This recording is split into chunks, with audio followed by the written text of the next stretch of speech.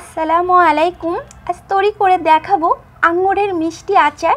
আর এই মিষ্টি আচারটি আপনারা তেল বা রোদি দেওয়া ঝামেলা ছাড়াই কিভাবে তৈরি করতে হবে সেটা আজ আমি আপনাদের সাথে শেয়ার করব। এবং আঙুরের এই মিষ্টি আচার বানিয়ে আপনারা বছর জুড়ে সংরক্ষণ করে রাখতে পারবেন। এই আচারটি দেখতে যেমন লবণীয়, তৈরি করা কিন্তু অনেক সহজ। তো আমি এখানে একটি মিক্সিং বোলের মধ্যে আঙুর নিয়েছি। আঙুরগুলো আমি এভাবে বোটা ছড়িয়ে আঙুরগুলো এভাবে নিয়ে নিব। আর এইখানে 500 গ্রাম মতো আমি আঙুর নিয়েছি, এর মধ্যে পানি অ্যাড করে দিব। দিয়ে এবার আমি হাতটা দিয়ে ভালো করে আঙুরগুলো ধুয়ে নেব, যাতে আঙুরের গায়ে যে ময়লা লেগে আছে সেগুলো ভালোভাবে যাতে পরিষ্কার হয়ে যায়। তো এই আঙুরগুলো আমার ধুয়ে নেওয়া হয়ে গেছে। এবার আমি পানি ঝরিয়ে একটি প্লেটে আমি এরকম ছড়িয়ে দিব।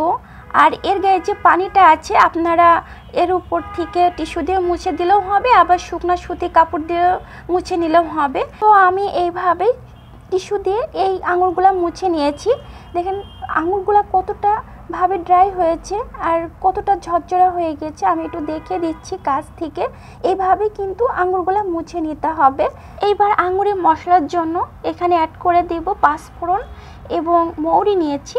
এটা আমি এদিকে একটি ফ্রাই প্যানের মধ্যে দিয়ে ভেজে নিব। আর এই মশলাটা বেশি ভাজা ভাজা করা যাবে না, তাহলে কিন্তু তিতা হয়ে যাবে। এবার আমি নামিয়ে গুঁড়া করে নিব। এদিকে একটি ফ্রাই প্যান নিয়েছি, ফ্রাই প্যানের মধ্যে আমি চিনি অ্যাড করে দিব।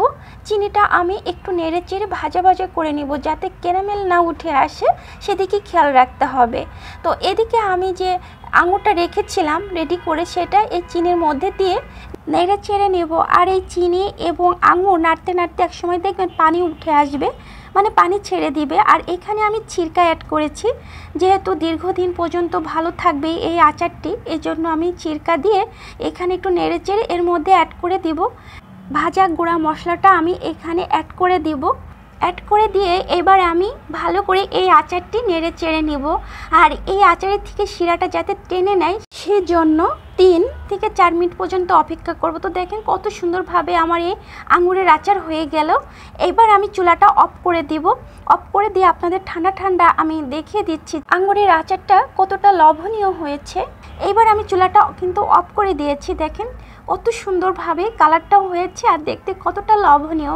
আপনারা এই আচারটি বছর জুড়ে কিন্তু সংরক্ষণ করে রাখতে পারবেন। এবং এদিকে একটি সার্ভিং ডিশে আমি সার্ভ করে নিচ্ছি আর দেখিয়ে দিচ্ছি যে আঙুরের আচারটা কতটা লোভনীয় হয়েছে আর কালারটাও কতটা সুন্দর হয়েছে। আমার ভিডিওটি ভালো লাগলে অবশ্যই আমার চ্যানেলটাকে সাবস্ক্রাইব করে নেবেন এবং পাশে থাকা ছোট্ট বেল বাটনটি ক্লিক করে নেবেন। আজ এ পর্যন্তই, সবার জন্য দোয়া রইল। সবাই ভালো থাকবেন। আবারও কোনো নতুন নতুন ভিডিও নিয়ে আপনাদের মাঝে আমি হাজির হব। আমার এই আঙুরের মিষ্টি আচার কেমন হলো অবশ্যই আমাকে কমেন্টে জানাবেন। আপনারা এই আচারটি বছর জুড়ে সংরক্ষণ করে রাখতে পারবেন এবং রোদে দেওয়া ঝামেলা ছাড়াই। আজ এ পর্যন্তই। আল্লাহ হাফেজ। আসসালামু আলাইকুম।